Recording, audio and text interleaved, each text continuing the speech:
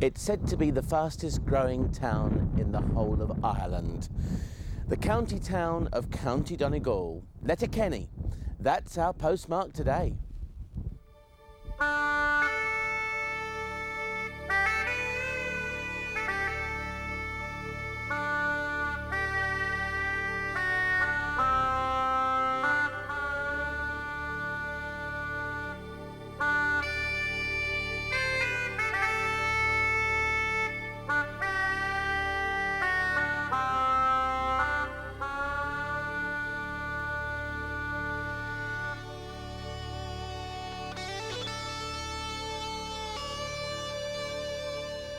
Well, I've got someone for you to meet.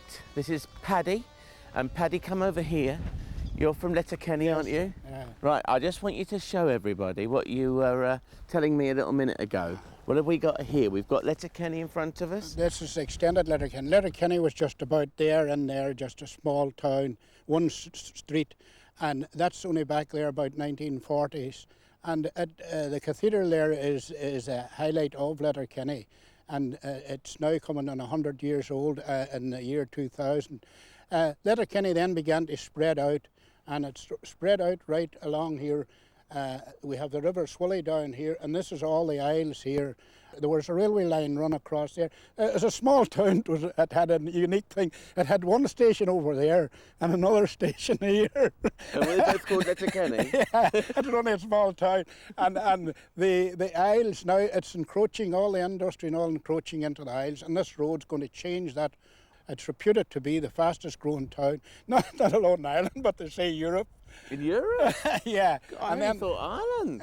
Tell us about Conwell. Is that out that way? Conwell is out about a mile out from that end of the town, the Ballymacool.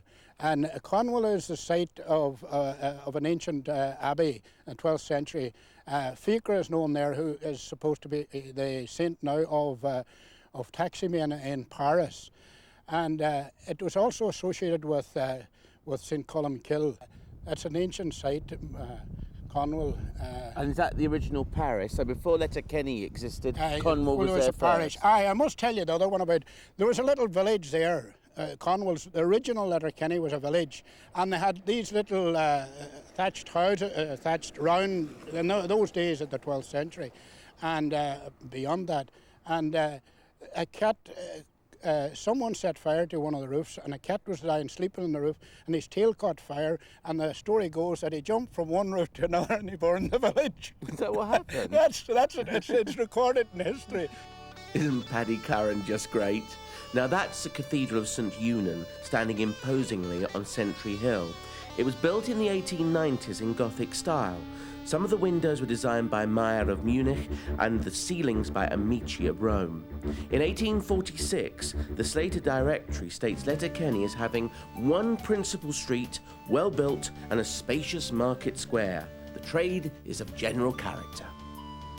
Well, Paddy, here's the little market square here. Was there a market held here? Yeah, the market, the carts and horses were up on each side of here, and then you had the hiring fair, of course, here and on the main street, all around here. And these are the people now we see that they come for to be hired on twice in the year, in June and November. And they're just as I remember them when I was at my school days. The short trousers you wore in those days till you were 15, and the little coats, and they had their little belongings, just a few items of belonging to take them on their journey, and they had them in little wraps under their arm. Like that little girl has... That little girl, that's just exactly as it was, as I remember, and the bare feet too. Yeah. There wasn't much shoes. You were thinking about, in my day, it was during the war years too. And they would come, these children would be 9 years of age, from 9 upwards, for hiring for 6 months. And the money they would get would be £6 for the half year. They'd go to Northern Ireland to the large farmers up there. There was a station here in Letterkenny, and at the evening their parents would take them and hand them over to their new employer, who would take them down to the station and go by train to all over Antrim and Derry and all the counties up round there. And they would work there for 6 months, coming back after 6 months to be rehired again in November. And they would have maybe a week at home. About a mile from Letterkenny, we visited Conwall, the ancient site of a 6th century abbey, headed by Saint Fiacre, which was an early foundation of the primitive Irish church. Nothing is left of the abbey today, but there are remains of a holy well and cross and inscribed slabs here in Conwall graveyard. One reads to Godfrey O'Donnell, died 1258. Glenveigh National Park, are there many around here? National parks? National parks. We've only 5 in Ireland. Really? Yeah. And this is the biggest of them. We've about 65 square miles, or 16,500 hectares if you want metric. I didn't really, because I still don't understand how big that is. I understand the miles. It's a lot anyway. We've a lot of, as you can see behind us, it's lakes, it's mountains and moorlands. It's a bit misty today. And it's a huge big, it's the last really wild area in northwest Ireland. And it's special for the bogs, which are, you know, completely untouched and undeveloped, and the wild hills. We've a big herd of red deer here, and in the far distance up at the glen we have a castle, which we might get a look at in a minute. Oh, right. And this was all, or most of it, was the estate of a man called John George Adair. And it passed through various owners, and then about 20 years ago it became a national park. And for the last 15 years we've been open to the public, and we have about 100,000 people a year come to see us. What could they do when they come here then? Well, what they mostly people want to see the castle and gardens. We've beautiful gardens up at the castle. But of course, there's a great wild area. So if you want, you can stay indoors and you can get our buses, which take people up and down. You can visit the visitor centre. But a lot of people, especially at this time of the year, would come and go walking on trails or walking up the hills on their own. There's great wildlife here as well because it's so remote.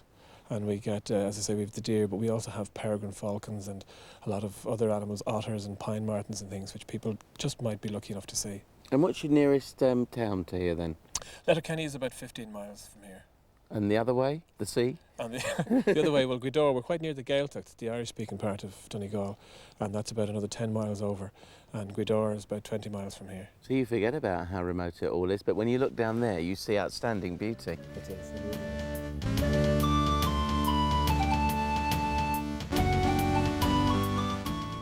The Green and Eilech Visitor Centre tells the story not only of the ancient stone ring fort on the hillside above, but also of the myths and legends that are instilled into this area of County Donegal. I asked Una Fullerton to tell me more. This is a depiction of St. Patrick. St. Patrick was said to have come to Greenan in around about 460, the middle of the 5th century. This is a depiction of Owen. Now, Owen would have been of the old faith, which I'm inclined to call it rather than the pagan faith, because he had some tremendous ideas, and I think the old faith is more respectful. Owen was of the old faith, therefore non-Christian, and St. Patrick had come, presumably on his apostolate, he was coming around baptising people, and he came up to Owen and he asked would he become a Christian. Now, Owen was a bit dubious about being a Christian until St. Patrick explained that not only would he be blessed, but also his sons after him would be blessed. As well as that, there's a kind of a funny wee story about it as well, because they said that Owen was tremendously ugly. And St. Patrick said that if he became a Christian, he'd become beautiful. Now, I guess St. Patrick meant an inner beauty. A spiritual beauty. But Owen thought that it was external beauty. So he agreed to become a Christian. And the story goes that when he discovered that he wasn't beautiful, he was a bit upset. And St. Patrick then said, well, who would you like to look like? So he picked out a very tall, good-looking fellow. He said, I'd like to look like him. And they say that St. Patrick put his cloak around the two of them, and when they took the cloak away, the man was like Owen, and Owen looked like the man. And that's the story. That's the legend. That's the legend of St. Patrick. Now, another story is, I don't know if you know about warts. Do you know about warts in your hand? Yes, you know, yes, charm them away, yes. Yeah, that if you go up to the well would have been from the old faith as well, you know, it would have been a pre-Christian well. It would have been the water that was the nearest to the fort when it was a home for people. So it was a pre-Christian well, but the story now goes that it has a cure for warts. You dip your hands in 3 times and you say the Lord's Prayer, and after 3 weeks, the warts fall off. I tell this to everyone, you see, but you see, 3 weeks are away from me. So you don't know what's dropped off? Well, it looks like the heatherlands here of Donegal to me, Una. Indeed, yes. Here you are, you're looking out over the Lough Swilly, Is that over there? Over there, right out into the most northerly point of Ireland, Malin Head. Over in this direction here is Letterkenny and the west of Donegal. Right. Down in front of us here is Inch Island. And do you see the banking? There's a roadway, a causeway. Oh yes, I can see that there's across one there. yeah. Yeah. And do you see the other one across Across here? there, yeah. Well, in the centre's fresh water. And on the other side of it is the Lough Swilly salt water. So you're going out into the Atlantic. This is one of the biggest wildlife colonies in Europe. It is the biggest hooper swan colony in the world. 12% of the world's hooper swans overwinter down here. The circular ramparts of Green and Isleach date as far back as 5,000 years ago. Myth tells that it was built by the Dagda, an ancient king, in 1700 BC, and in the 5th century AD it is said to have been inhabited by the Uniels, overlords of Ulster and High Kings of Ireland. This once royal residence is a strong reminder that County Donegal has been inhabited for thousands of years, and yet this little part of the British Isles remains unchanged and as full of myth and legend as it has been for centuries.